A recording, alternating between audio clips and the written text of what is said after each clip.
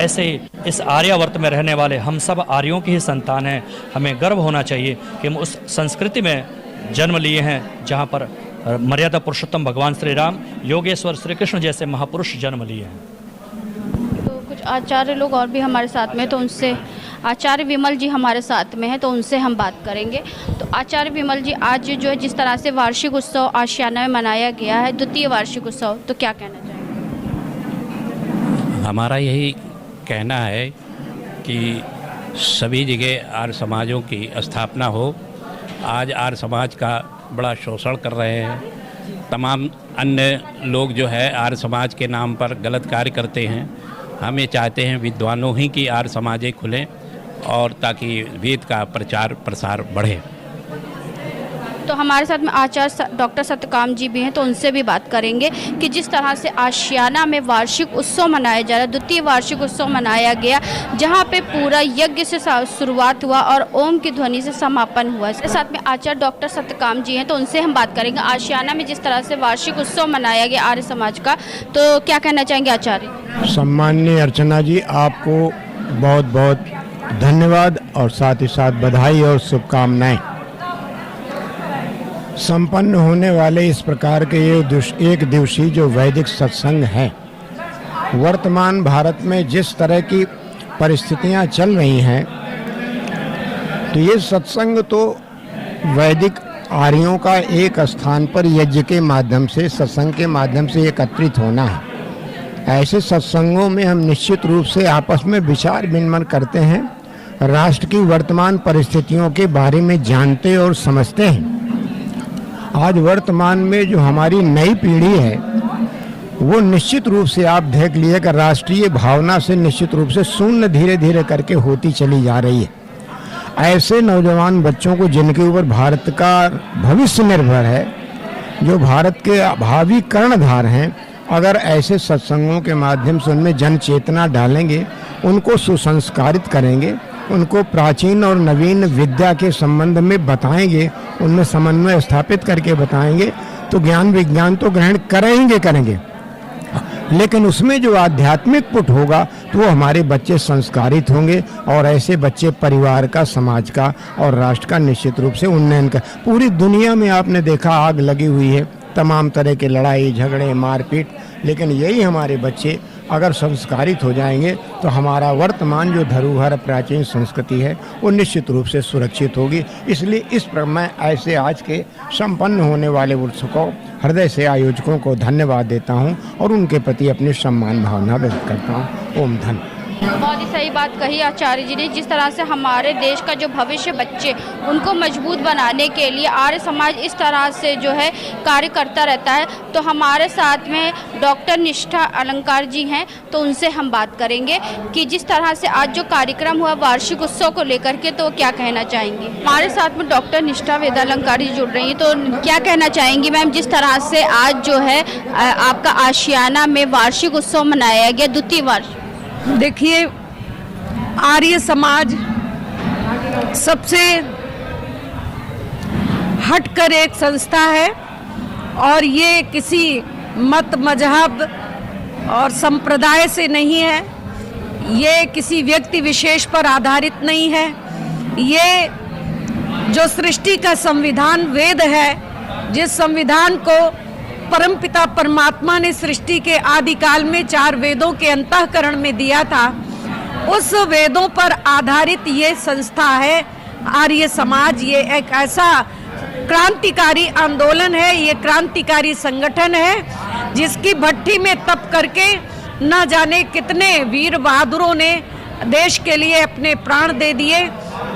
धर्म और संस्कृति की रक्षा के लिए उन्होंने हंसते हंसते अपने प्राणों को न्यौछावर कर दिया और इस आर्य समाज रूपी सत्संग में आ करके न जाने कितने दुर्व्यसनी लोगों का जीवन निखर गया, क्योंकि हमारा प्राचीन नाम ही देश का आर्यावर्त है।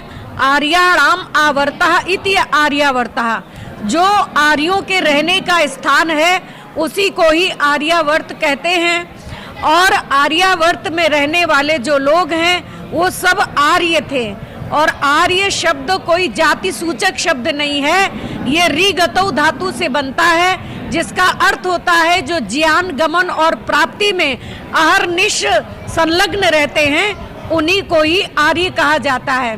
रामायण महाभारत के सीरियल देखे आप लोगों ने, उसमें भी जितने पात्र थे सब आर्य पुत्र और आर्य पुत्री ही थे, कोई हिंदू पुत्र और हिंदू पुत्री नहीं था। तो जितना आर्यीकरण होगा, आर्य माने श्रेष्ठ, जितना श्रेष्ठ विचारों का प्रचार प्रसार होगा उतना ही लोग आर्य बनेंगे। और वेद ने स्वयं कहा, अहम भूमिम अददाम आर्याय, मैंने ये भूमि आर्यों के लिए दी है। तो जगह जगह अज्ञानांधकार के बादल छांटने के लिए, और लोगों के मन से पाखंड और अंधविश्वासों को निकालने के लिए ये आर्य समाज के सत्संग आयोजित होते रहते हैं। आर्य समाज का सत्संग करने का यही मुख्य उद्देश्य होता है कि सब जगह श्रेष्ठ विचारों का प्रचार और प्रसार हो। जो लोग अंधविश्वासों और पाखंडों में फंस करके अपनी जमा पूंजी, अपना स्वास्थ्य, श्रम, धन सब कुछ नष्ट कर रहे हैं, वो इन मूल चीजों को समझ करके और उससे उनका बचाव हो और उनका कल्याण हो। यही वेद कहता है, कृण्वन्तो विश्वम आर्यम, सारे देश को, सारे संसार को आर्य बनाओ। और जब सारा संसार आर्य बनेगा तो जितने भी दुख, दारिद्र्य हैं, अज्ञान, अन्याय, अभाव, आलस्य, ये सारे शत्रु इस धराधाम से दूर होंगे और जन कल्याण होगा, सारे संसार का कल्याण होगा, परोपकार होगा। धन्यवाद। क्या कहना चाहेंगे आज जिस तरह से जो है आशियाना आर्य समाज का द्वितीय वार्षिक उत्सव मनाया गया? नमस्ते। ये बहुत मुझे अवसर, शुभ अवसर मिला है कि आर्य समाज के इस जो द्वितीय वार्षिक उत्सव पर आने का मौका मिला है। तो ये जो है, एक तो महान हनुमान जी की पोस्टर के नीचे बैठा हूँ। ये चारों वेदों के ज्ञाता थे। तो आज जैसे आज पहले यज्ञ किया गया, इसमें वेदों के मंत्र से आहुति दी गई, तो वो सबको पहुँच चली गई। अग्नि, वायु, अंगिरा और विष्णु, सब देवताओं को वो आहुति चली गई। तो ये उस निराकार की उपासना है, जो कि हमारे ईश्वर सच्चिदानंद स्वरूप है, निराकार है, सर्वशक्तिमान है, न्यायकारी है, वो अनंत है, वो सर्वव्यापक है, हर जगह। तो यज्ञ के साथ ये आहुति दी गई और ये बहुत ही अच्छा अवसर था। और मेरे अपने ये इस समय प्रोजेक्ट हैं कि एक तो वैदिक राष्ट्रमान गुरुकुल को उसके उद्देश्यों को मैं बड़ा कर रहा हूँ कि कम से कम 1 बीघा ज़मीन में हो, उसमें बड़ी यज्ञशाला हो, बच्चे जो हैं फुटबॉल भी खेल सकें, कुश्ती भी कर सकें। तो एक विस्तृत एरिया में वैदिक राष्ट्रमान गुरुकुल बनाने के लिए मैं सोच रहा हूँ, ईश्वर प्रेरणा दे रहा है। उसके लिए आप सबका सहयोग चाहिए। और दूसरा, अभी एंजल पैराडाइज में भी एक महिला हैं, वो नज़दीक ही रहती हैं, वो भी वहाँ पर वृद्धाश्रम या सोचने का, बनाने का विचार कर रही हैं। वृद्धाश्रम या फिर ऐसा भी उसको सुजेस्ट किया जा सकता है कि वानप्रस्थाश्रम। अब वृद्धाश्रम में क्या ये एक अर्थ निकलता है जिसमें घर में बच्चों ने निकाल के बाहर फेंक दिया, भाई जाइए आप यहाँ से। लेकिन जो वानप्रस्थाश्रम है, उसमें जो वृद्ध हैं, उन्होंने सारा ज़िंदगी एंजॉय किया बच्चों के साथ, सारे कार्य कंप्लीट हो गए। उसके बाद वो कहते हैं बच्चों को, अब हम जा रहे हैं ईश्वर की प्राप्ति के लिए। उसके लिए हमारा तीसरा आश्रम है वानप्रस्थाश्रम। तो वहाँ पर भी बनाने का ऐसी योजना बन रही है। आगे जो को ईश्वर को मंजूर हो, जो भी मेरे ईश्वर मेरे माध्यम से करवाना चाहता है, सब कर्म उन्हीं के ऊपर अर्पित है। मैं तो एक झोंपड़ी भी नहीं बना सकता है। तो यही मैं हंगामा टाइम्स के माध्यम से ये कहना चाहता हूँ। ये हंगामा टाइम्स हमेशा हमारे जो है विचारों को आगे फैलाते हैं। तो हमारे साथ में आचार्य प्रेम व्रत शास्त्री जी जुड़ रहे हैं। जिस तरह से हम आपको दिखा रहे हैं, आशियाना का वार्षिक उत्सव आर्य समाज का मनाया जा रहा है, द्वितीय वार्षिक उत्सव मनाया जा रहा है। तो आचार्य जी क्या कहना चाहेंगे? हमारे आर्य समाज आशियाना का ये दूसरा वार्षिक उत्सव है, जो बड़े ही धूमधाम यज्ञ के साथ प्रारंभ होकर के भजन, गायन, मंत्रोच्चारण के साथ हुआ। और इस कार्यक्रम में इस समाज के बहुत सारे लोगों ने हिस्सा लिया। चूँकि 1 वर्ष इस आर्य समाज को हो रहे हैं, इस 1 वर्ष के अंतर्गत हमारे आर्य समाज आशियाना में प्रधान के पद पर रहते हुए मैंने पूरा प्रयास किया है कि आर्य विचारों को हम अपने समाज में दें, क्योंकि अभी ये समाज और लगभग यहाँ के कुछ लोग इन आर्य विचारों से वंचित हैं। तो उन सब तक आर्य विचार पहुँचें। ऋषि दयानंद के जो नियम हैं, ऋषि दयानंद ने जो मार्ग दिखाया है, उनके अनुचर बने, इस प्रकार का प्रयास किया गया है। और सबकी सहभागिता से ही ये समाज सुचारू रूप से कार्य कर रहा है, जागरूक है और बड़े अच्छे प्रकार से ये वार्षिकोत्सव इस वर्ष का मनाया गया है। जिस तरह से आचार्य लोगों ने बहुत ही अच्छी बात करी कि ओम का झंडा हमेशा ऊंचा रहना चाहिए और ओम की जागरूकता सब में होनी चाहिए, क्योंकि आज हमारा जो समाज है वो कहीं ना कहीं जागा हुआ, सोया हुआ है। देखिए, आज के समय में आर्यों को, सनातनियों को जागृत रहना अति आवश्यक है, क्योंकि अन्य जो भी लोग हैं वो सब अपने अपने धर्म के प्रति जागरूक हैं। इसी प्रकार से हम आर्यों को भी जागरूक रहना चाहिए। हम आप कहते हैं कि वेद की ज्योति जलती रहे, तो वेद की ज्योति किस प्रकार से जलेगी? इसी प्रकार के संस्थानों से जहाँ आर्य विचार उत्पन्न किए जाते हैं, जहाँ आर्य विचार ब्रह्मचारियों के रूप में समाज को दिए जाते हैं। क्योंकि ऋषि दयानंद की जो परंपरा है, उस परंपरा में आर्य समाज के साथ साथ गुरुकुलों को भी चलाने की परंपरा है। तो उस गुरुकुलीय प्रणाली की व्यवस्था के अंतर्गत जो वेद की ज्योति है, ज्योति का अर्थ क्या है? ज्योति में यदि दीपक में आप घी और तेल डालते रहें तो दीपक जलता रहेगा। उसी प्रकार से यदि आप इन कार्यों के प्रति नए युवा, ब्रह्मचारी, पुरोहित इत्यादि तैयार करते रहेंगे तो हमारी जो धर्म ध्वजा है, जो पताका है, उसको भी लेकर के चलते रहेंगे। तो इसलिए ये निश्चित ही सत्य है कि ओम का झंडा ऊंचा रहे, झंडा ऊंचा रहे, उसके लिए हम सभी अनवरत प्रयास में हैं और वेद की ज्योति जलती रहे, वेद ज्ञान संसार में, समाज में फैला सकें, उसके लिए भी हम सब प्रतिबद्ध हैं और ऋषि के आशीर्वाद से उन कार्यों को आगे बढ़ा रहे हैं। गुरुकुल जिस तरह से लगातार समाप्त हो गए, फिर से गुरुकुलों की स्थापना के लिए क्या तैयारी? गुरुकुल की स्थापना तो मैं तो ये कहता हूँ कि जितने भी मंदिर हैं अपने भारतवर्ष में, प्रत्येक मंदिर चाहे वो आर्य समाज का हो, मंदिर चाहे वो किसी देवी देवता हो या किसी अन्य पद्धति का हो, जिस प्रकार से प्रत्येक मस्जिदों के साथ में मदरसे चलते हैं, उसी प्रकार से प्रत्येक मंदिरों के साथ में इस प्रकार के जो संगठन और संस्थाएं हैं, जो जगहें हैं, वहाँ पर भी गुरुकुल परंपरा होनी चाहिए।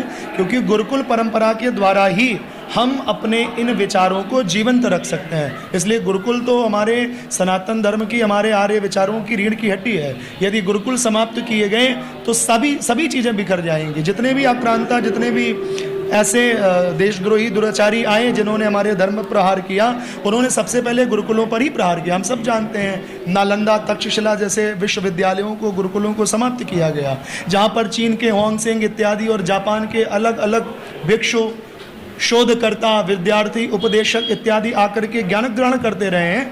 तो उन लोगों ने भी हमारे गुरुकुलों पर ही प्रहार किया है। तो आज ऐसे वातावरण में जहाँ पर धर्म को जागृत करने की आवश्यकता है, उस जागृत अवस्था में सबसे अधिक यदि कोई सहयोग कर सकता है, कोई उस दिशा में को आगे बढ़ा सकता है, गति को, वेग को प्रबल कर सकता है, तो वो गुरुकुल ही है और गुरुकुल के शिक्षित ब्रह्मचारी ही हैं जो इस कार्य को आगे बढ़ा सकते हैं। जिस तरह से लगातार गुरुकुल की जगह कॉन्वेंट स्कूल ले रहा है और आज जो हमारा देश का जो बच्चा है, जो कल का भविष्य होगा, उनको हमारे वेदों के बारे में ज्ञान नहीं।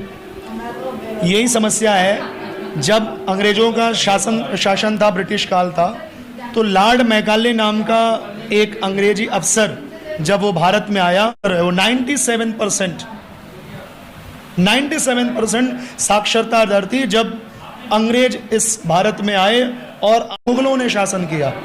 मुगलों के शासक होने के बावजूद हमारा जो भारतीय साक्षरता दर थी वो 97% थी। और किसी भी देश को समाप्त करना हो, किसी भी देश को नष्ट करना हो, तो आप वहाँ के संस्कारों पर, शिक्षा पर प्रहार करें। और यही प्रहार लॉर्ड मैकाले ने भी किया। और लॉर्ड मैकाले ने अपनी कॉन्वेंट की शिक्षा हमारे देश को थोप दी गई देश के ऊपर। और जहाँ पर इस प्रकार के विद्यार्थी, इस प्रकार के बच्चे तैयार होते हैं जिनमें शिक्षा तो होती है लेकिन संस्कार नहीं होता है। शिक्षा के साथ साथ संस्कार का होना भी अति आवश्यक है। एक शिक्षित समाज तब तक पूर्ण नहीं हो सकता है जब तक वो संस्कारवान ना हो। एक माता पिता अपने बच्चे को बहुत अधिक शिक्षा दे दें और शिक्षित करने के बाद, बड़ी बड़ी यूनिवर्सिटीज़ में पढ़ने के बाद भी यदि वो बालक, वो बच्चा अपने माता पिता की सेवा ना कर सके, तो उस संस्कार का यदि उसके अंदर अभाव है तो सारी चीज़ें व्यर्थ हैं। इसीलिए हमारे जो आदर्श हैं, मर्यादा पुरुषोत्तम श्री रामचंद्र जी, उनके विषय में कहा गया, प्रातःकाल उठ के रघुनाथा मातु पिता गुरु नावई माता, कि चारों वेदों का अध्ययन और ज्ञान के बावजूद उनके अंदर संस्कारों का समावेश था। माता पिता गुरु आचार्यों की सेवा और सम्मान करते थे, इसलिए गुरुकुलीय परंपरा के अंतर्गत शिक्षा भी मिलती है और संस्कार भी प्राप्त होते हैं। क्योंकि आज का युवा जो पढ़ रहा है सिर्फ कमाने और खाने के लिए पढ़ रहा है, जिसको लेकर के ना उसके में संस्कार है, ना ही अपने बड़ों का आदर। परमात्मा ने, ईश्वर ने 84 लाख प्रकार की योनियां बनाई हैं और 84 लाख योनियों में जो जीव जंतु हैं उनमें और मनुष्यों में बहुत अधिक समानता देखी जाती है, क्योंकि जीव जंतुओं का भी कार्य है भोजन करना, शयन करना, संतानों उत्पत्ति करना इत्यादि कार्य है। लेकिन मनुष्य उससे अलग कैसे बनता है? मनुष्य उससे अलग बनता है क्योंकि मनुष्य का अर्थ है मननशील, जो मननशील हो करके अपने बड़ों का, अपने गुरुओं का, आचार्यों का सत्कार करे, जो दूसरों पर दया करे, दूसरों पर धर्म करे, इस प्रकार के जो शुभ आचरण कहलाए उसी को मनुष्य कहते हैं। इसलिए मनुष्यता का मननशील होना, ये प्रत्येक व्यक्ति के अंदर गुण विद्यमान होना चाहिए और इन्हीं गुणों का जो संगम है वो इस प्रकार के आर्य संस्थानों में, आर्य विचारों में हम लोगों को प्रदान करते हैं। तो आज हम आपको लेकर के आशियाना में जहाँ पे हमने आपको दिखाया कि आर्य समाज आशियाना का वार्षिक उत्सव, द्वितीय वार्षिक उत्सव मनाया गया, जहाँ पे हमने आचार्य प्रेमाव्रत शास्त्री जी से बात करा और साथ में आचार्य अग्निव्रत शास्त्री जी से बात करा, जिन्होंने बताया कि आर्य समाज किस तरह से बच्चों के साथ साथ में बड़ों को भी लेकर के उनको जागरूक करता है। तो आज हम आपको लेकर के आशियाना में जहाँ पर आर्य समाज आशियाना का वार्षिक उत्सव मनाया गया, बड़े ही धूमधाम से मनाया गया। तो ऐसे ही हम आपको दिखाते रहेंगे कि उत्तर प्रदेश की राजधानी लखनऊ में क्या खास हो रहा है। तो इसी के साथ मैं अर्चना आपसे इजाजत लेना चाहूँगी। धन्यवाद, बने रहिएगा हंगामा टाइम न्यूज़ चैनल के साथ। हंगामा टाइम्स की तमाम खबरों को देखने के लिए हंगामा टाइम्स को सब्सक्राइब कर लीजिए और बेल आइकन दबा लीजिए। अगर आपको ये वीडियो अच्छा लगा हो तो लाइक बटन प्रेस कर अपनी प्रतिक्रिया हमारे कमेंट बॉक्स में देना मत भूलें।